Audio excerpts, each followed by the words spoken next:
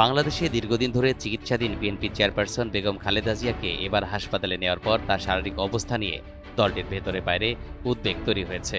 তবে সংশ্লিষ্টরা জানিয়েছেন, আজ তার অবস্থার সামান্য উন্নতি হয়েছে কিংবা স্থিতিশীল আছে।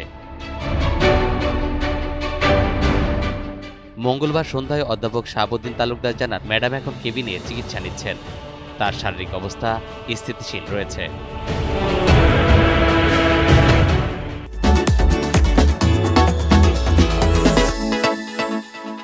এদিকে বিএনপি চেয়ারপারসনের মেডিকেল বোর্ডের সদস্য অধ্যাপক FM সিদ্দিকী জানিয়েছেন, খালেদা জিয়ার ফুসফুসে ইনফেকশন হওয়ায় চিকিৎসকদের নিবিড় পর্যবেক্ষণে চিকিৎসা চলছে। এছাড়া মেডিকেল বোর্ডের অপর সদস্য ও বিএনপির স্থায়ী কমিটির সদস্য অধ্যাপক doctor AZM Zahid Hossain BNP চেয়ারপারসনের সুস্থতায় দেশবাসীর কাছে দোয়া চেয়েছেন।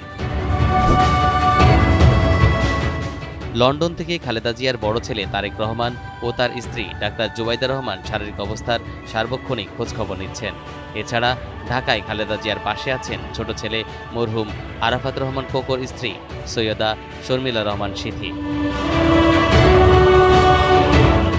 এর আগে গত রোববার হঠাৎ শ্বাসকষ্ট দেখা দিলে রাত 8টার দিকে জরুরি ভিত্তিতে খালেদা জিয়াকে এভারকেয়ার হাসপাতালে নেওয়া হয়।